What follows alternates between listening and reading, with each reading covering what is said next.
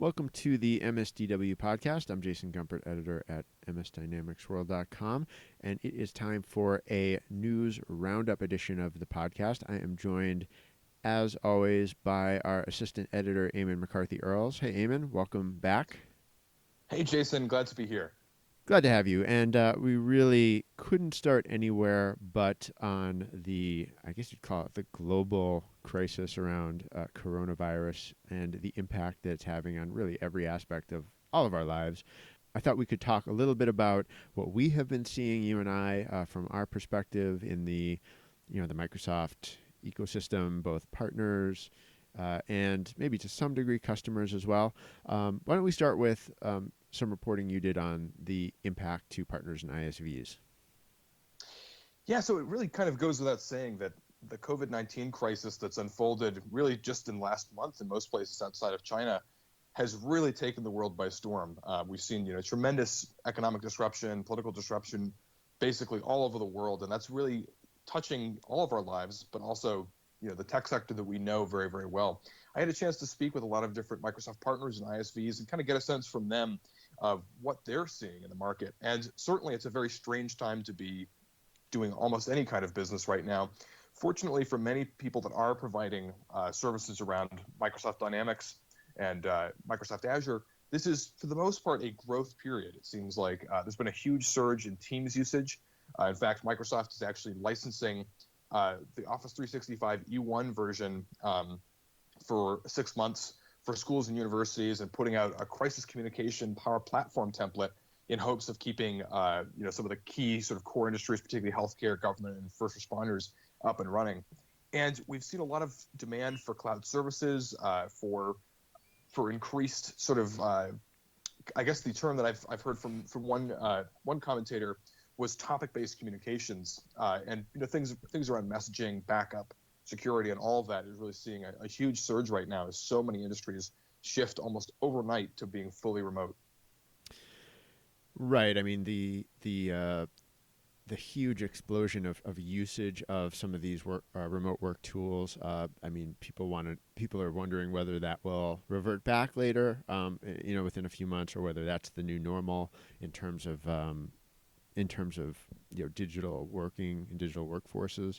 I guess that remains to be seen a little bit. Certainly, Microsoft has been tested when it comes to just the pure volume. I've heard some complaints, especially with Azure services around, and Teams to some extent, with certain places seeing service disruptions or just the high volume having an impact. But I would describe that as being scattered at most. I certainly haven't seen it directly. I haven't heard it sort of globally, but you certainly hear some complaints.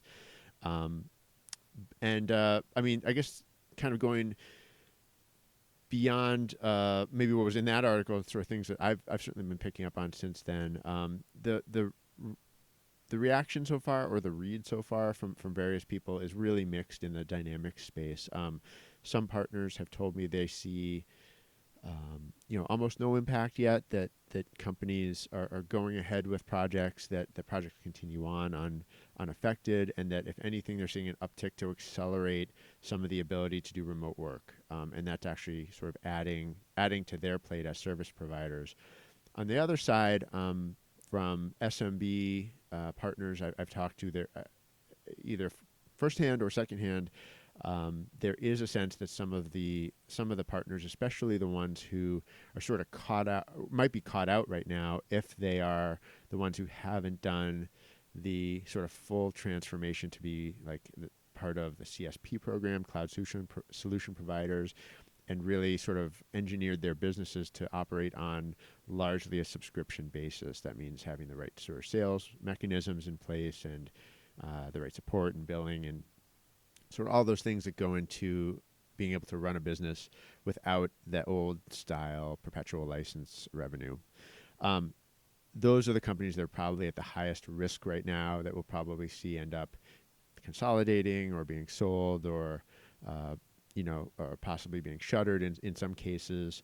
So I think some companies are prepared to ride this out. Some could flourish, and then others could be in real trouble. I think the other area I'm really unsure about, and continue to watch this is the future for independent contractors.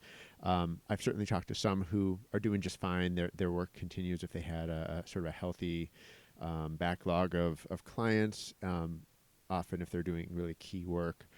But I think for other contract type of workers who are picking up jobs sort of as they go, either through recruiters or through their own contacts, that is a place where there is potentially more risk from what I've heard so far.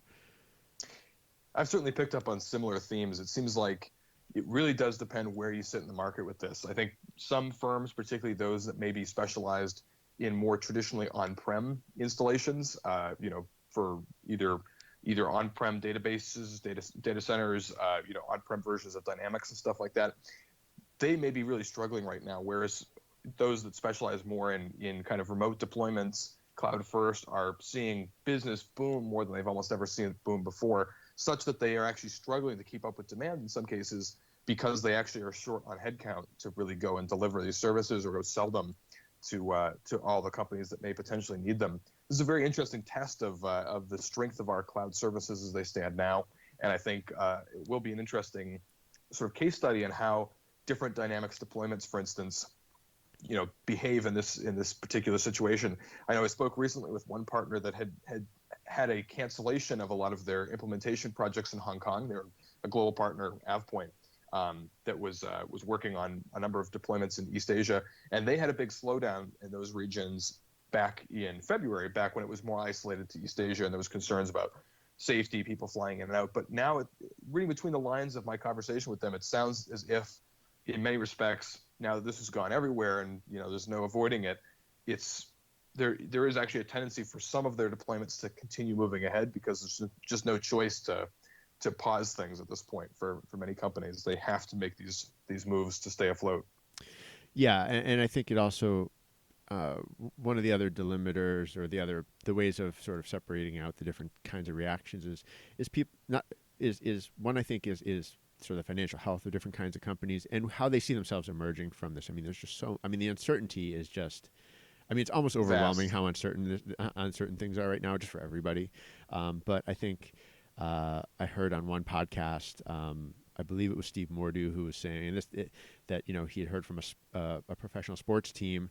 They saw this as a chance to shore up some of the Dynamics-based solutions that they had because they really, I think it's a good bet. They think once sports is able to sort of get back on track, it will be a booming business once again. I think that's a pretty safe bet. And if you had, enhancements to your sales, to your CRM sales systems, this might be a great time to make those enhancements. Just as an example. So he made a great point there.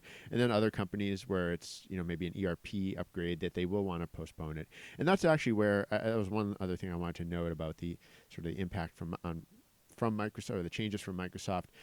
They did announce a few updates or things that are sort of being delayed or relaxed in terms of the rules of how cloud updates are happening. So just to name a couple here, the changeover from the classic or legacy web client of D365 customer engagement apps, the legacy web client was going to be turned off completely by October 1st of 2020. They're pushing that back to December 2020, which is a 2-month delay, to give people a little more time if they're getting held up in making that transition, because that was really, that's a big one for certain firms that had to really redo a lot of their interfaces. What was the other one? Oh, they're pushing the Wave 1 update for customer engagement apps back a month to May instead of April. And they are going to, I think, relax the number of updates that Dynamics 365 F&O customers have to take in a year. So I think they can skip at least one more month's worth of updates for their, that's for finance, supply chain management, and commerce. So those are a few things that Microsoft's doing sort of to relax things for the moment. But at the same time, they're pushing ahead with the new sort of release wave that actually does start right here at the beginning of April. And this is very, very different, I think, for all of us than past situations. It doesn't easily lend itself to comparisons to the 2008 financial crisis, or for some Dynamics users that maybe were just starting to use some of these early ERP systems during some of the the economic meltdowns around 2001, there's really no good comparison in terms of how this plays out. This is a very unusual situation for the entire market, and very hard to tell how quickly things may bounce back, when the world returns to normal after the big surge of this pandemic subsides, versus how long and how deep of a crisis this might be, and sort of the costs and potential losses along the way. So we're still in a moment of great uncertainty. I really think that's such an important one to emphasize as we consider all of this. Yeah, I mean, one thing, just to segue here a bit, one thing that is kind of certain, at least for this year, is that the event industry is really on its heels, and we had a range of events are one of the things that really have sort of traditionally driven announcements and connections in the Microsoft channel. Microsoft has essentially canceled all of its major in-person events through 2020. So that includes Build 2020, Inspire, Ignite, I believe, later this year, as well as the Business Application Summit. We have, let's see, and then in May, there was going to be this. There was going to be Directions North America. That's been from the May-June timeframe pushed back to December of 2020 now. So that's not a Microsoft event. That's a partner event for the Dynamics space. There has been sort of a user group event in Europe that was pushed back to June, and we'll see, or I think July. We'll see if that ends up happening or has to be delayed again, because just going back to the uncertainty. So a lot of these events are going to come up with, I think, some digital other substitute or alternative, and it's a question of, that's a whole other podcast, maybe a whole other area. But what is the future of in-person events versus digital events, and we'll really see how that goes overall. But I think for the moment, everyone's pretty much hitting the pause button, and it's just one more change for both the people who use events and the whole industry around it. That's certainly a big departure, because over the past few years, we've really seen the importance of a lot of these events really growing with each successive year. Business Application Summit or Ignite have become much, much more significant for Microsoft announcements, as we've seen from 2018 onward in a lot of respects. So it's really interesting that these are now nixed pretty much completely in these in-person forms, and raises, I think, a lot of questions about what it looks like to network even within the Dynamics or Azure space right now. Is that going to be much more remote-based connections via LinkedIn or other services like that, or remote participation for partners and ISVs and MVPs getting to know each other than we've seen in the past? Yeah, I think like the one, when I think networking, I think Inspire as sort of the the Microsoft partner event. It used to be Worldwide Partner Conference, as just a marketing sort of marketing on steroids. Sorry, not marketing, partnering on steroids, or and networking on steroids, where there's so many sort of agreements being made and relationships being sort of refreshed between partners, between Microsoft and partners, between ISVs and VARs and so forth. The Microsoft Partner Channel is very resourceful. They will find ways to get business done, but it really will change. Will change the way they count on, so the mechanisms they count on to do that. Anything else you wanted to add before we? No, I was actually just going to mention that in addition to thinking about change in this form, we've also had a lot of great expert pieces in the past few weeks looking at how you can transition your business. So one of those pieces was actually by Carrie Peters, looking at virtual accounting departments in the midst of all this chaos. And Jason, you had a chance to work with Carrie pretty closely on this piece. What were some of your thoughts on this article? Well, just to be clear, I take no credit for this piece. This is a great piece that she wrote and submitted almost flawlessly. And I should actually I should combine this piece and a couple others by Carrie's colleague Cynthia Prieb, who also wrote two pieces, and these were all sort of based off of they're all from New View Strategies, which is a Dynamics NAV Business Central specialist firm, really specializing on accounting, financial management, financial reporting, training. So they have been thinking hard about sort of what it means for a NAV or Business Central customer to sort of find themselves in this remote working situation, and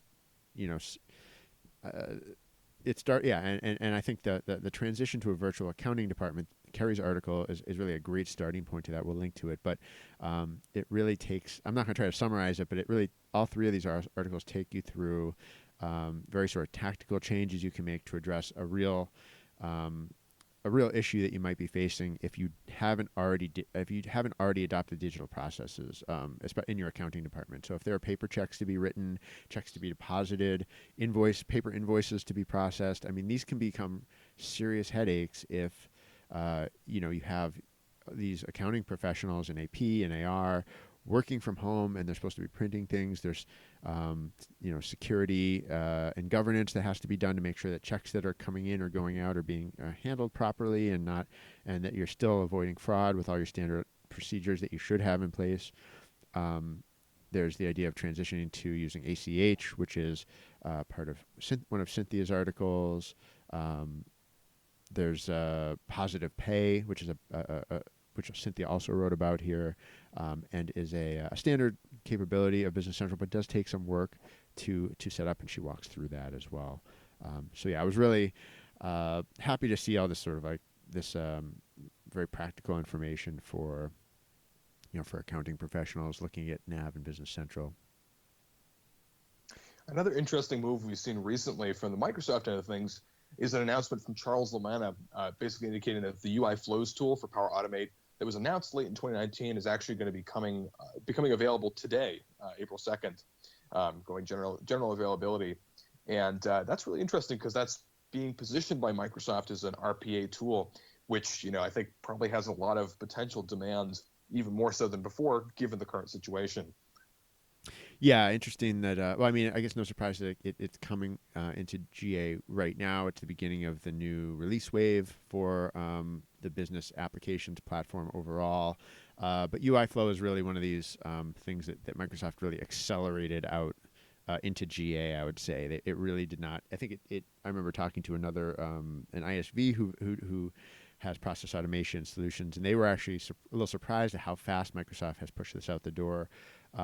As sort of its, what it's calling its RPA offering, which is, I think, debatable if you talk to more sort of established RPA vendors out there in terms of what it can do. But nevertheless, it is out there. And I think what really got people's interest was the fact that we now know sort of what the pricing is. There's sort of two levels of pricing. I'm not going to try to break them down with great levels of explanation here, but there's something called attended RPA, which is $40 per user per month and assumes user involvement in the bot's activities. Then there's something called unattended RPA, and you can add that on top of attended RPA for $150 per month per bot.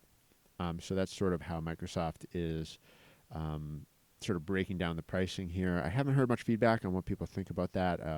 I think as people start to, it seems like I guess the one thing I would add is it seems like they sort of avoided the consumption model. Which is, if I'm reading it right, which is interesting and should make people happy, I would think, to have these sort of flat rate bots. But we'll see. It's it's an important part of that Power Automate story, and it's now in GA. Another thing that we're poised for general availability for, but which hasn't really been nailed down in terms of time and date, is the dual write functionality for Dynamics 365 that Microsoft has sort of been toying with for a little while. They gave some kind of vague indications recently that it was going to be coming GA this month, but haven't really provided much additional information. I know this is something you followed, Jason, in recent weeks, as this has come closer and closer to availability, probably again being pushed to production with all of what's going on. Yeah, I'm still trying to get confirmation on whether it's officially GA or whether it's like just about to become GA. I mean, it's been in work for a long time, and I mean, for all intents and purposes, I think they're saying it's there. Like we're announcing dual write was like the quote I pulled from the blog post, or whatever we're announcing means. It's not announcing as in people didn't know it was there. People have known about it for a while and known about the plan, but it's a big deal. I mean, it's apparently a very it was a very sort of challenging thing to make work between common data service and the D365 F&O applications. I think there's still a lot to be learned about its sort of broad implementation. In a way, it's much needed for F&O. I don't think there's any licensing issues, but that's certainly something that we want to pay attention to.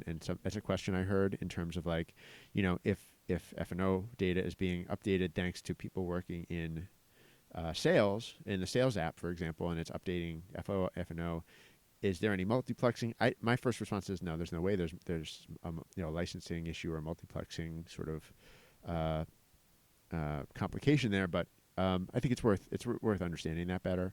And also the other thing I think I mentioned in the piece was this is good news for hopefully maybe for the Business Central ecosystem, the NAV and Business Central. I mean, they've wanted they have an integration from CRM to NAV and BC, but it's a little outdated, and I think they are waiting to see how well does dual write work, and is it going to be ported over so that the Business Central to CRM integration is as good as F&O's. I think that remains to be seen, but I know people will be watching for that as well. So that's dual write, and I think it is a pretty big moment that it's now quote unquote announced.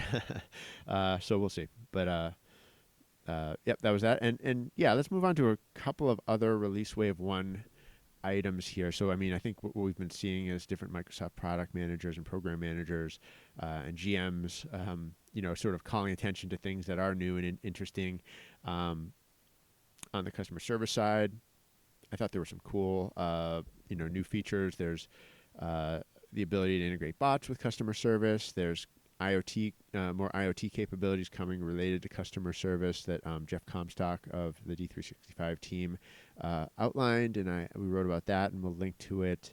And then I think kind of I don't know if this is actually related to Wave 1 2020, but news came out that deprecation of the Outlook COM add-in, or the old Dynamics for 365 for Outlook add-in, the older one is finally deprecated and will stop working later this year.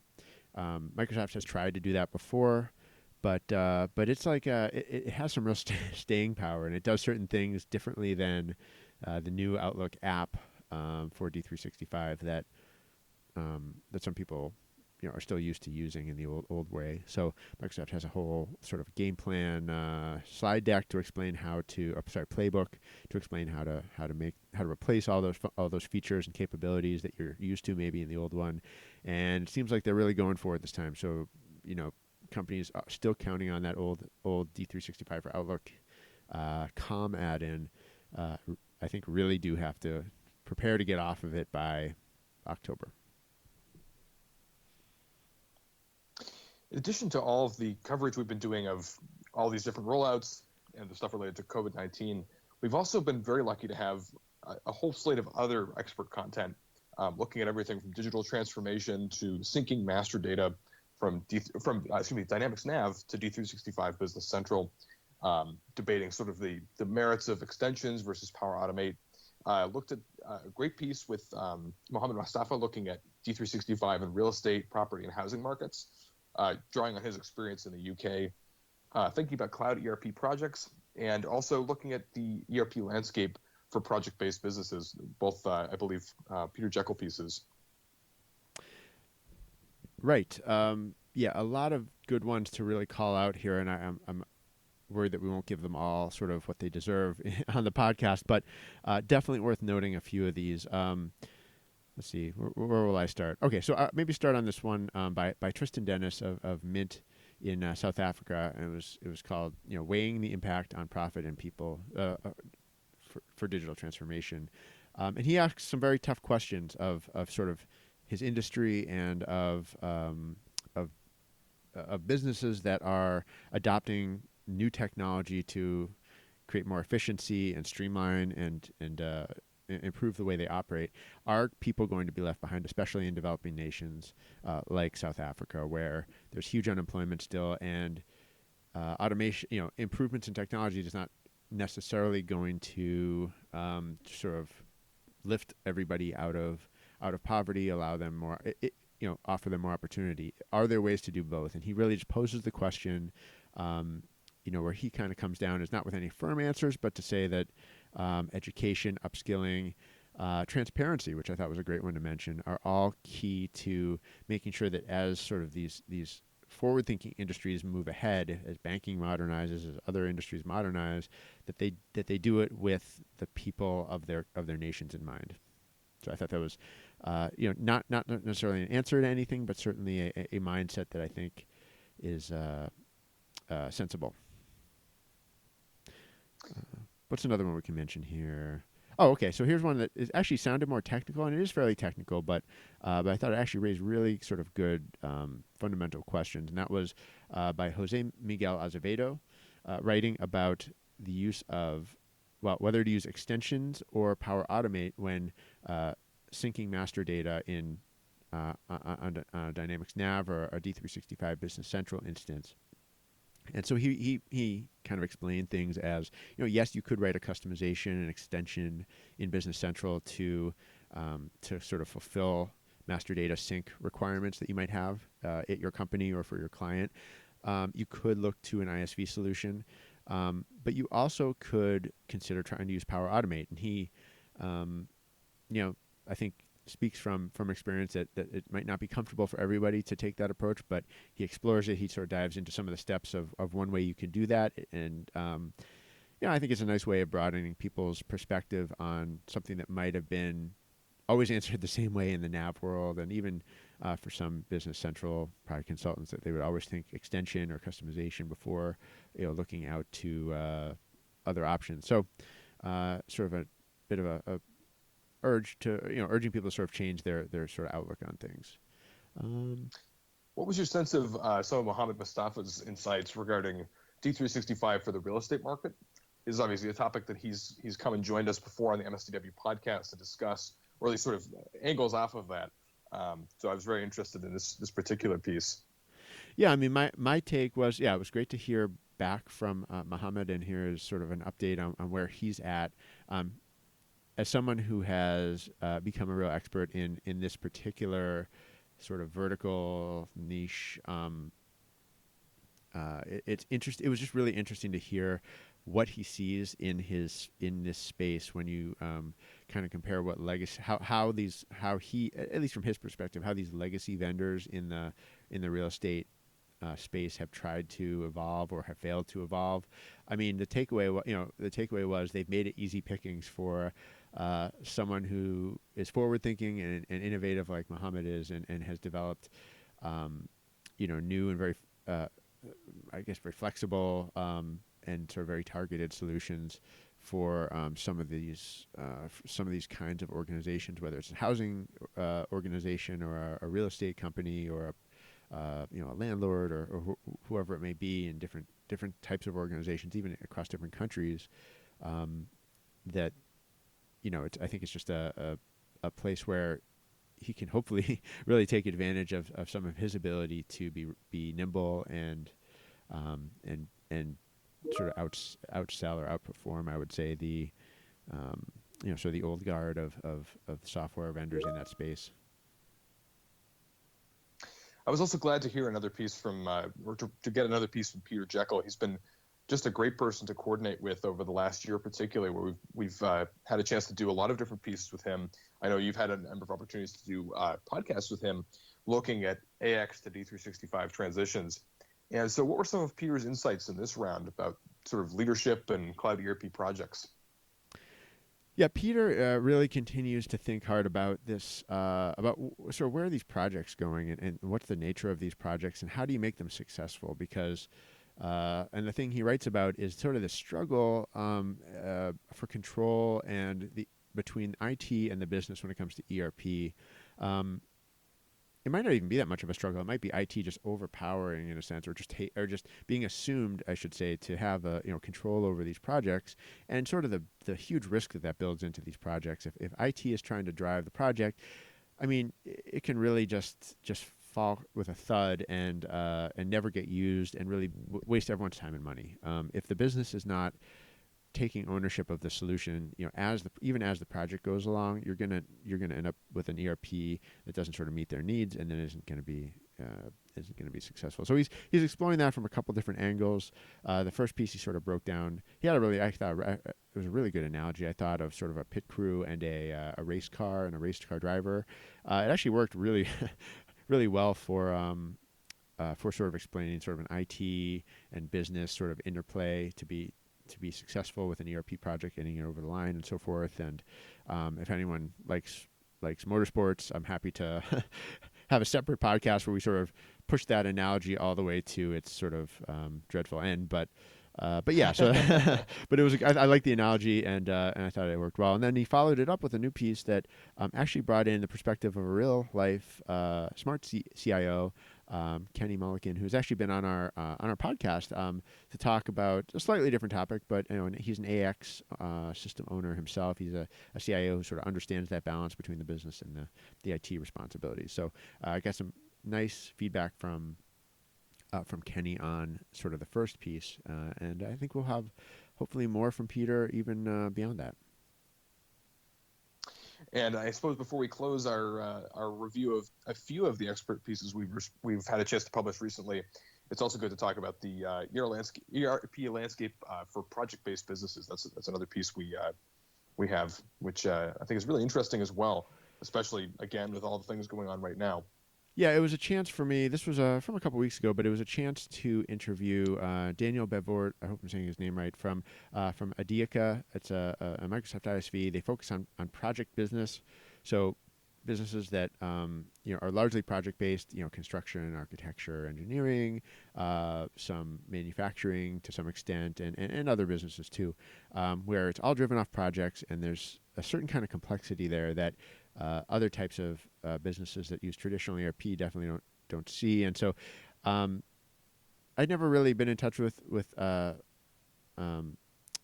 before. So he's actually someone who has a really long history with the Dynamics AX product line. He started at Navision DamGuard as a solution architect there, helping to design the product that then became Dynamics AX, and has really, I think, stayed in this space ever since. Now, as an executive at his own ISV firm. So he really gave perspective on how we've seen the product evolve, what his sort of view of the project industry is in terms of their own sort of evolution toward more automation and more sophisticated digital sort of solutions to run their businesses. And it was just interesting to get his feedback. I mean, he's a real knowledgeable person, a real veteran, and has a great perspective on sort of where things have been. And also with Microsoft themselves pushing ahead with Project Service, and they have the new project operations solution coming out, which certainly got people's attention recently. It's sort of interesting to hear how someone who's even deeper into that space sort of looks at the differences between the two. Well, we've certainly had a lot of very interesting perspectives in the past month, and I think for all of our readers, you can expect much more great content over the month to come, especially without all these events happening in person. I think it's fair to say that we're really trying to emphasize as much useful content as we always do for all of our readers to really help people through this challenging time ahead with all the uncertainties ahead, and get as many perspectives as we can and as much useful advice as possible in front of our readers. Absolutely. I mean, I hope everyone listening is doing well, that your families are doing well, that your coworkers and your customers are doing well. It's really quite a time to be just writing about these things and hearing from people. I'm checking in with people, as I'm sure many of you are who are listening, all over the world, as such as the nature of this business in the enterprise software space. People in Europe, people in Australia, in Asia, and just hearing their different situations. Almost everyone I know seems to be doing well, which is wonderful at this point. And we just wish the best for all of you. And please do stay in touch. We'd love to obviously hear how you are doing, what you are seeing. Well, I think that's a great place to wrap up, Eamon. Thanks for jumping on here once again and chatting with me. It's always fun. Always a pleasure, Jason. How can people get in touch with you? People can reach me through my MSDW email, eearls@msdynamicsworld.com. Same with me. My email is jgumpert@msdynamicsworld.com, and we are going to wrap things up there. Until next time, this is MS Dynamics World, signing off.